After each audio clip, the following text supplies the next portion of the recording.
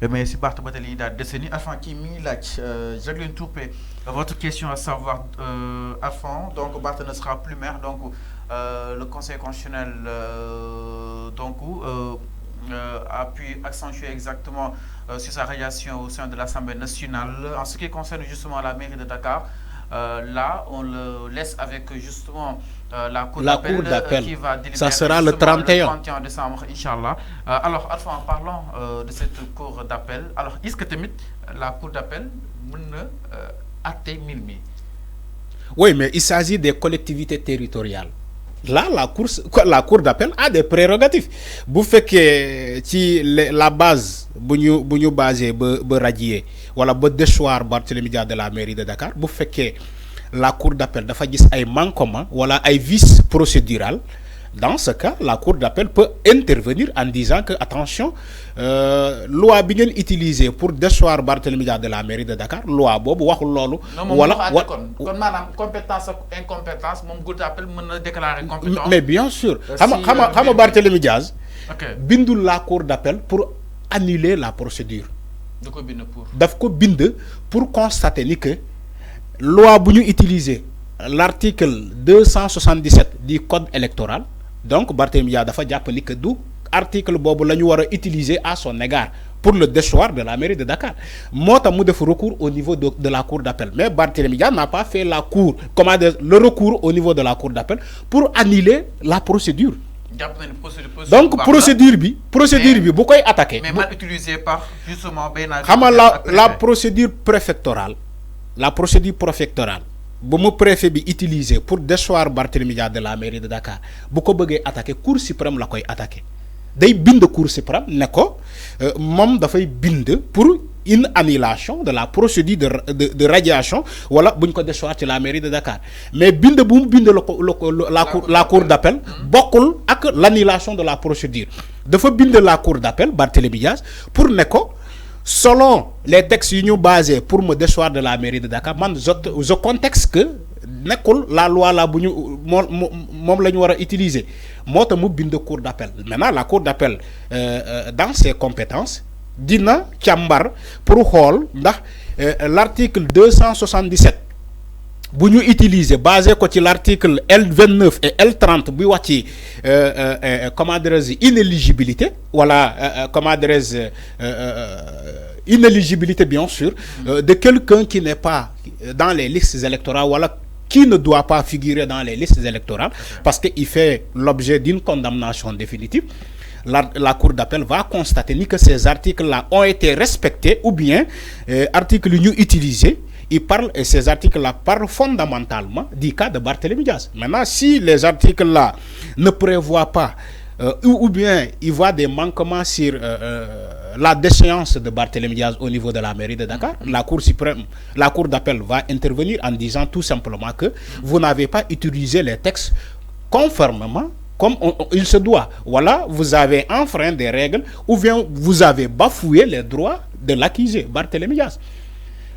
Lolu moy mota mu def recours au niveau de la cour d'appel. Donc si on comprend peut-être Jacqueline Tourpé et compagnie, la cour d'appel pourrait statuer exactement sur la procédure, mais aussi sur l'article 277 que le préfet a pu user peut-être pour déchoir Barth de ses fonctions. Non, mais à ce qui concerne la Cour suprême, pourrait faire l'objet d'une attaque venant de Barthélémy Dias. Non. La Cour d'appel doit constater que les articles, les textes qu'on a utilisés pour déchoir Barthélémy Dias. Maintenant, lolu bokul. Voilà. Lolu bokul ak procédure d'annulation de la décision du préfet. Voilà, la cour d'appel voilà, nous utiliser loi bi. Nous utiliser loi bi pour voilà, madame, ils ont respecté les textes ou pas. Voilà, article bu ñu utiliser mom lañu waron utiliser. En ce qui concerne la Cour suprême, voilà, voilà, la Cour suprême, Barthélémy Dias bu déposer un recours au niveau de la Cour suprême pour annuler la procédure. Mais pas tout à donc Cour suprême peut-être pour mais amana yakarna la cour d'appel day xaar la décision d'abord de la cour d'appel bu amulé favorable si bu amulé gain de cause au niveau de la cour d'appel yoon may nako mu dem au niveau de la cour suprême pour l'annulation de la procédure de la décision du préfet, tout simplement. Mais attention. Mais le recours, mais attention, mais le recours aussi n'est pas suspensif. Le recours ne suspend pas la décision du préfet. Mais pourtant, Barth, il n'annule pas. Mais pourtant, Barth continue justement d'exercer ses fonctions de maire. Non, il n'exerce pas. Il fait de la politique. Il n'exerce pas ses fonctions de maire. Non. Parce que, voilà, c'est le conseil municipal de la ville de Dakar. Nous réunir, c'est pour quand on va succéder à Barthélémy Diaz. Maintenant, si Barthélémy Diaz continue de les suivre qui son conseil, moi, madame, il fait de la politique. Tout simplement. Il est dans la provocation. Il sait ce qu'il veut parce que c'est un politique. Alors, ce n'est qu'un combat. Barth peut-être gagner ou alors perdre notre première match. Non, il l'a dit. Il a dit qu'il a perdu une bataille, mais pas la guerre. Moi, d'accord, on a dit qu'il a perdu une bataille. Mais Barth, lui, dégaine ces guerres concrètement. Mais la guerre, c'est une continuité. Jusqu'aux élections de 2029, il est candidat. Il veut être candidat pour être président de la République. Il l'a dit. Maintenant, pour moi, les politiques là ont souvent une stratégie. Moi, maintenant, si la poste, donc koy politiser wo askan wi di jéem victimiser wu di jéem ne non man dañ ma dak dañ ma togn non xam fallu tu fais de la manipulation man quand je te parle de Barthélémy tu parles de Ousmane Sonko radiation à comment dire aux inspections à la direction des impôts et domaines lolu ñepp gis nañu ko lepp gis nañu ko ils ont utilisé une loi Macky Sall moo ko radié directement Macky Sall moo génnee décret radié Ousmane Sonko. Mais le cas de Barthélémy Dias, ce n'est pas le président de la République qui l'a radié. C'est différent. Il ne faut pas manipuler les gens. Nous, on parle pour que les Sénégalais aient ham de Barthélémy Dias n'est pas radié par un président de la République. Le préfet. Il reste des interrogations avant. Non, des interrogations comment à base de la loi. Mais la loi ne distingue pas. Donc, il ne faut pas que les gens distinguent là où la loi ne distingue pas. Je suis désolé. Sénégal, il y a des gens qui interprètent la loi comme ils veulent. Ils distinguent là où la loi ne distingue pas. Voilà.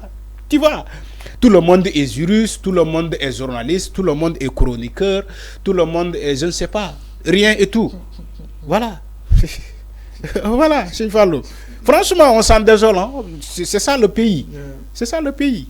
Alors donc exactement par rapport à mbiru ki nga xam que moo di Barthélémy Dias donc par rapport à double recours bi nga xam ne itam yóbboon na ko si kanamu yoon ak wàllu yoonal benn bi ñàkk na ko ñuy daal di xaar benn recours bi aussi daal di war a mën a jógee si li nga xam que moo di la cour d'appel qui seront va statuer exactement sur les articles yi nga xam ni itam moom la préfet daal di utiliser en l'occurrence de 277 ma xam concrètement yëfi apte na pour kaaw ki nga xam que moo di Barthélémy Dias mais le ressort de la Cour suprême mooy daal di addu jëm si wàllu procédure bi da nga koy annulé wala kon na koy daal di continuer lépp lu si mën a am rek ki nga xam que moo di Barth peut-être dina daal mën a topp yëf yi si kanam yoon ak wàllu yoonal alors ñu daal di dëkk itam si leneen mbokk yi ma leen fàttali ni seen matinal d'information le truc de matinal alors avant dañuy ñëw si ki nga xam que moo di général Moussa Fall ki nga xam que moo di